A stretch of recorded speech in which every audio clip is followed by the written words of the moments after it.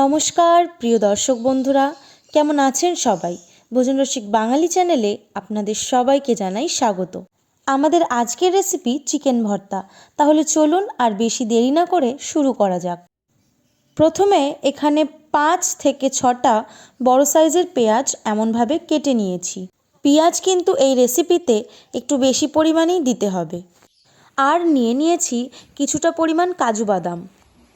নিয়েছি 10 থেকে 12টা কাঁচা লঙ্কা।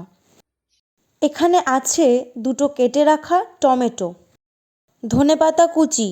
এবার এই কাঁচা লঙ্কা আর টমেটো কুচিটাকে একসাথে পেস্ট করে নিতে হবে।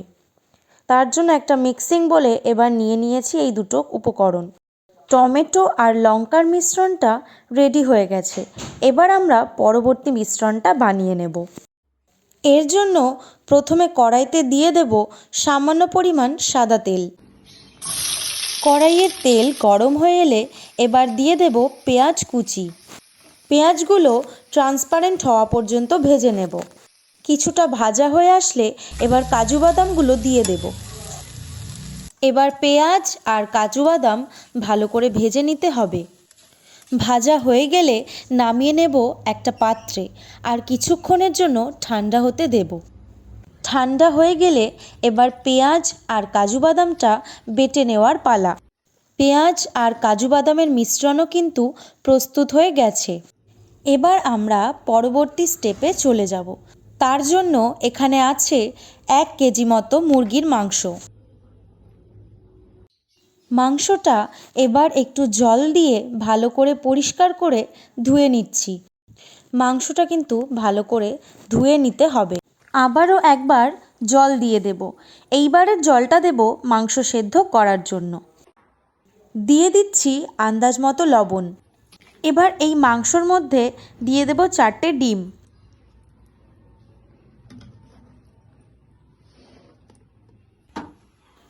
এবার গ্যাস জ্বালিয়ে মাংসর বাটিটা সেদ্ধ হতে বসিয়ে দেব।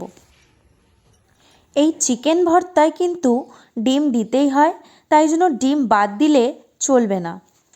দেখুন মাংস থেকে তেল বেরিয়ে গেছে আর মাংসগুলো ভালোভাবে সেদ্ধও হয়ে গেছে।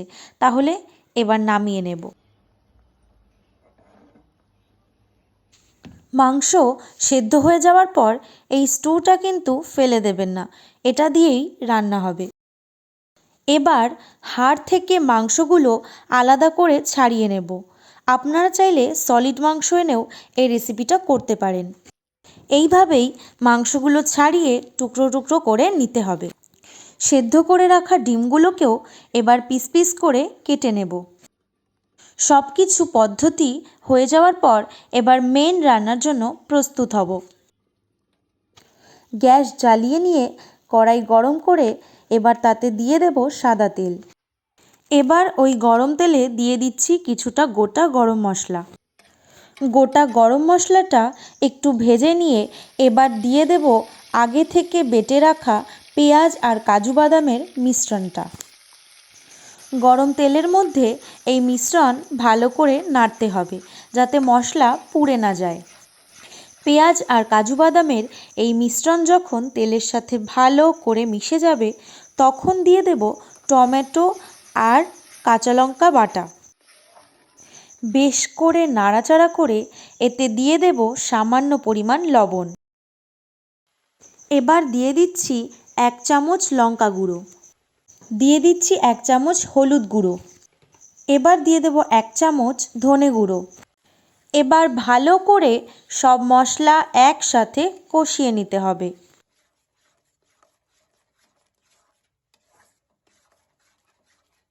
দিয়ে দিচ্ছি 2 চামচ মতো আদা রসুন বাটা।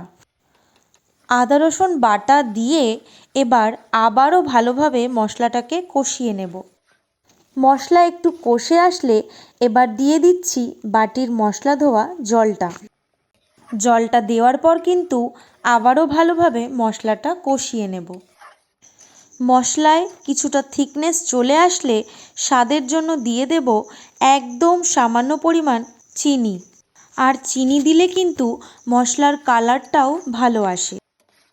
এবার দিয়ে দেব ফেটিয়ে রাখা টক দই।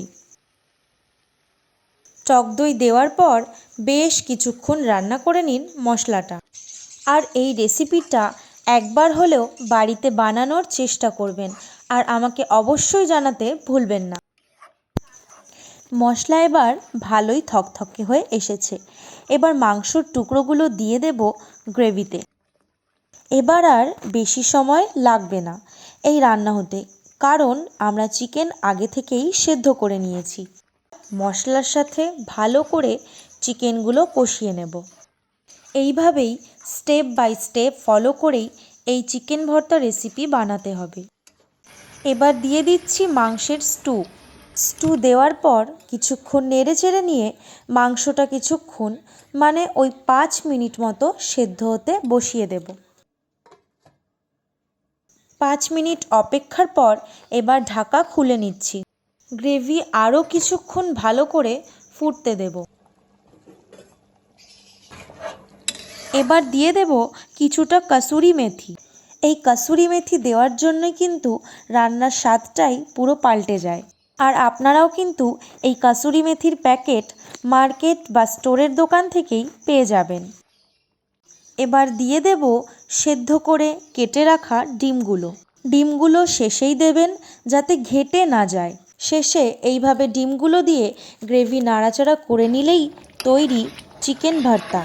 গরম গরম বাটার নানের সাথে এমনভাবে চিকেন ভর্তা রান্না করলে আপনার বাড়ির লোক কিন্তু হাত চেটে খেতে বাধ্য। রেসিপিটা কেমন লাগলো অবশ্যই কমেন্ট করে জানাবেন। আর ভিডিওটা ভালো লেগে থাকলে অবশ্যই like, comment, share and subscribe করতে কিন্তু ভুলবেন না।